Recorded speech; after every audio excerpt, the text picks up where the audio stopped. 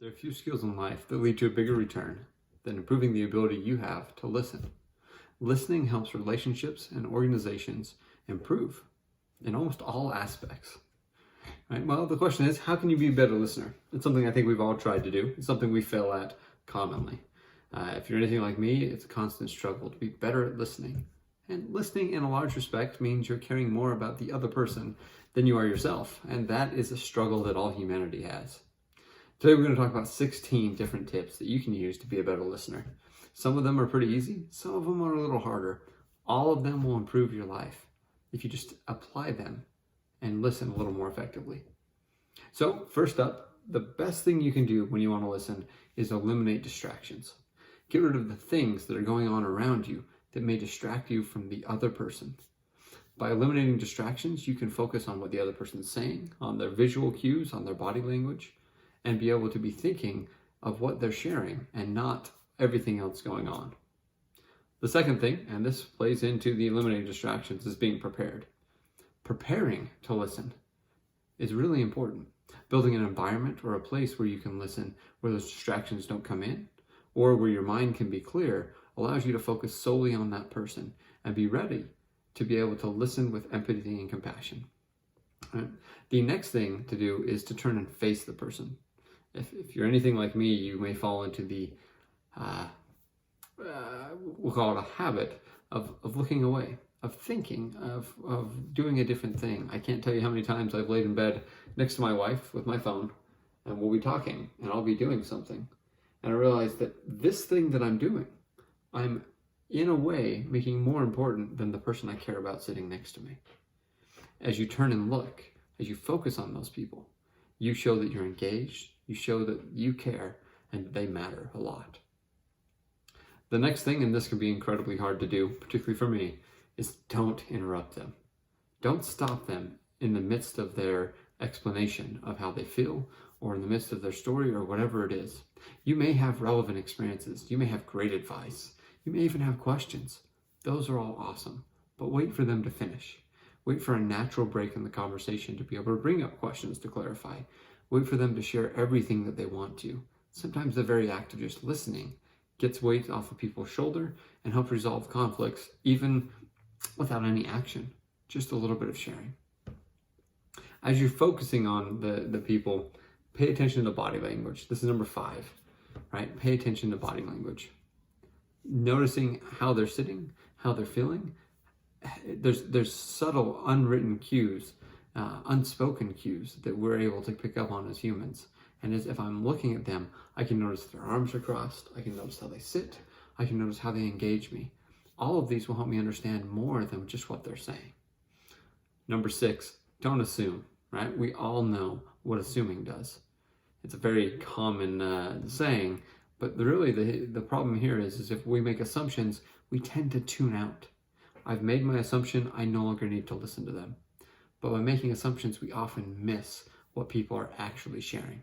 So don't make assumptions. Number 7, be empathetic, right? Put yourself into their position.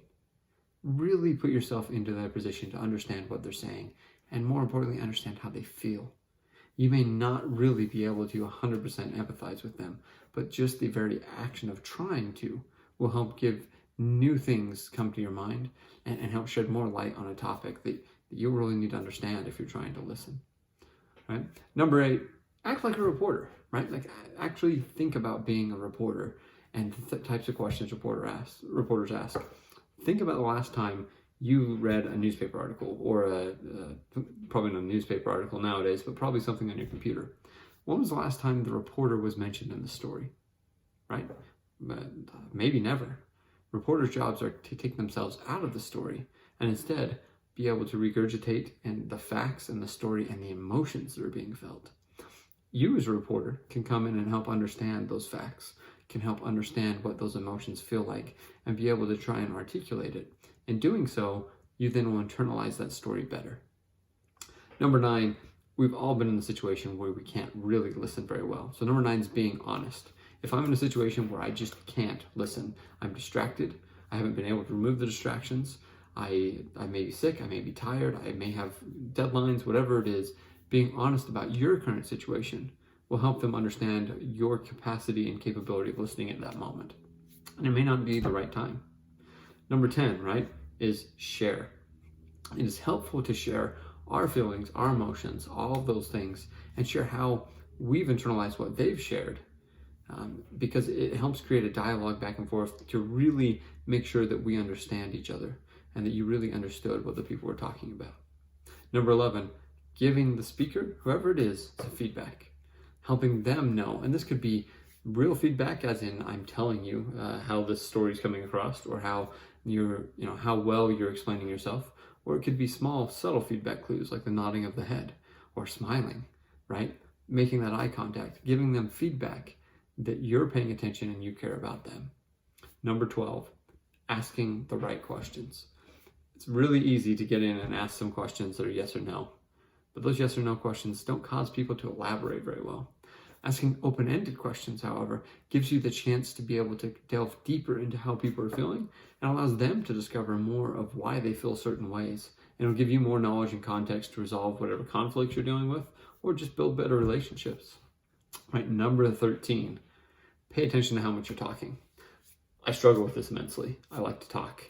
And one of the interesting things that I think happens is I will find myself in a conversation and notice that I have used 75% of the conversation time. Pay attention. As you talk and as you're listening, remember your goal is to listen here, try and use far less time in the conversation. Have much more of the time beyond then. Asking good questions is a great way to be able to get the conversation going back onto their side of the court. Keeping the ball on their side of the court during a conversation is a clear way to be able to listen and gain more from the conversations. Right. Number 13 was pay attention to how much you're talking. Number 14, know your listening type. Now there's a few different types of listening types, and you can go research these more, but they tend to be appreciative, empathetic, critical, and I'm missing one, comprehensive, right? So appreciative, empathetic, comprehensive, and crucial, right? Knowing which one of these listeners you are is really important. Go look it up.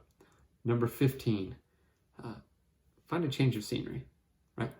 A while ago, I was a coach for some software developers. I was a software developer, am a software developer myself, and I was in the lucky position to be able to try and help some people in their careers.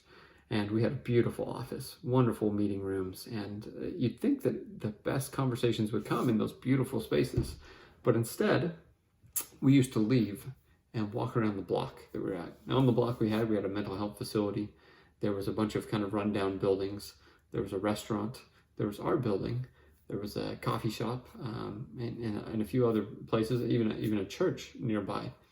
And I found that just by getting people out of the office and walking, it gave us the chance to really eliminate the distractions that were at work. The coworkers were gone. The situation was gone. They were away from their phones, away from their computer. As we walked, we were able to have much better conversations. Also, the physical exercise sometimes was nice to vent the stress that is coming off of some of these conversations, especially ones that got kind of intense. It was really helpful, and I highly recommend it. Right? And number 16, and the last, is recap your conversations. Right? Make sure that you're taking time at the end to summarize and be able to say, hey, this is what I got out of this conversation.